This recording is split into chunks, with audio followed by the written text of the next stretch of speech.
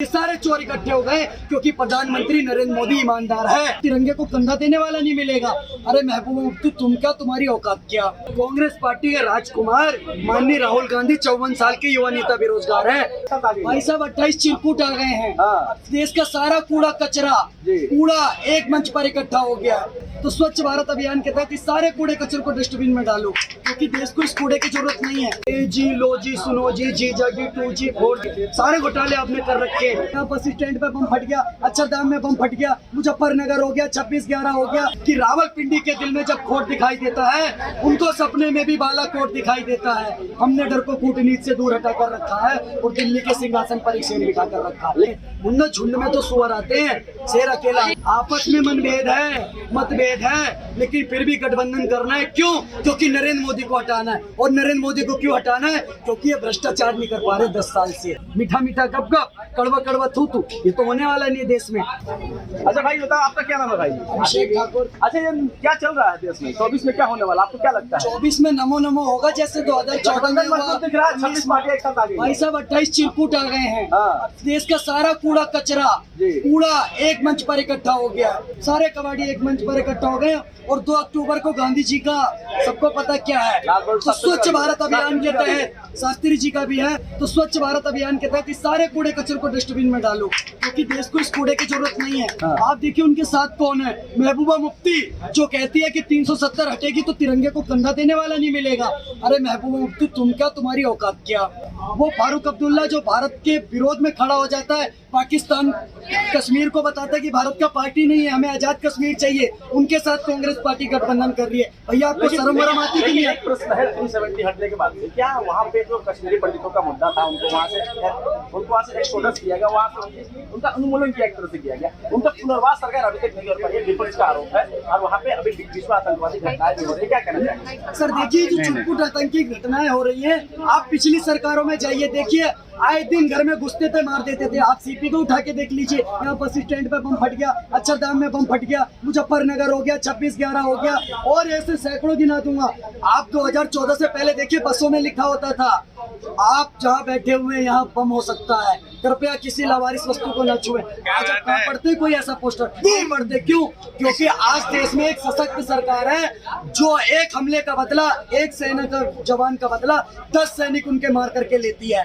अगर वो उरी में जैसे ये आतंकी घटना को अंजाम देते हैं तो हम घर में घुसकर ठोक करके आते हैं। अगर वो कोई घटना को अंजाम देते हैं तो एयर स्ट्राइक करके बालाकोट में पूरे रावलपिंडी को सुलाने का काम करते हैं। 2 लाइन कहना चाहूंगा इस पे कि रावलपिंडी के दिल में जब खोट दिखाई देता है उनको सपने में भी बालाकोट दिखाई देता है। हमने डर को कूटनीति से दूर हटा कर रखा है और दिल्ली के सिंहासन पर एक शेर बिठा कर रखा है। लेकिन प्रधानमंत्री शेर है। सारी बातें ठीक है, 370 हटा दिया, फिर उन्होंने बहुत सारी चीजें की जैसे, लेकिन बेरोजगारी, महंगाई, ये सारी चीजें बढ़ती जा रही है। लगातार युवा शिकायत कर रहे हैं, विपक्ष का कहना है पूरा विपक्ष किसी नाम पे एकजुट हो गया, नरेंद्र मोदी को हटा देना। कहने के आपको नहीं लगता है कि देश में कहने की बेरोजगारी है? सर देखिए, मैं सबसे पहले आपने कहा सारा विपक्ष इकट्ठा हो गया नरेंद्र मोदी को हटाने के लिए, तो भैया मैं आपको बता देना चाहता हूँ, ये बात चाणक्य की नीति में लिखी हुई है। अभिषेक ठाकुर नहीं बोलता, ये बात चाणक्य की नीति में लिखी हुई है। जब देश का सारा विपक्ष एक साथ हो जाए तो सोच लेना देश का राजा ईमानदार है। आज ये सारे चोर इकट्ठे हो गए क्योंकि प्रधानमंत्री नरेंद्र मोदी ईमानदार है। जब तालाब की दूसरी तरफ भेड़िए, मेमने, गीदड़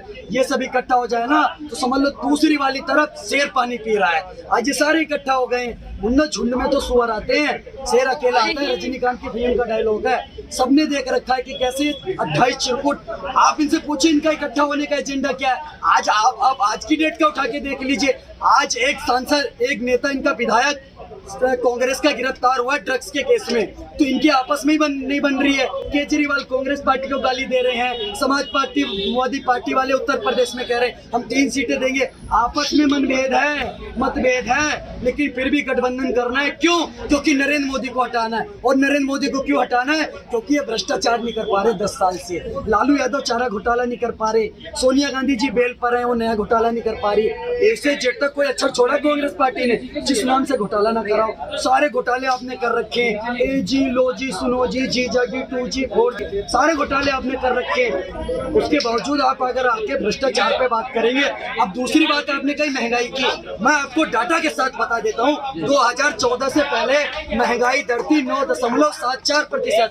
आज की डेट में 2023 में बात करता हूँ 7.73% महंगाई है। तो भाई साहब, पहले ज्यादा थी या अभी है?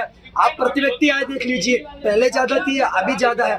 दूसरी चीज आपने कहा बेरोजगारी, तो भैया कांग्रेस पार्टी के राजकुमार माननीय राहुल गांधी 54 साल के युवा नेता बेरोजगार है, बाकी देश में सबके पास रोजगार है। आज सब जेब में स्मार्टफोन लेकर के घूम रहे हैं। आपकी जानकारी के लिए बता दूं, 2014 से पहले यही स्मार्टफोन हम इंपोर्ट करते थे चाइना से।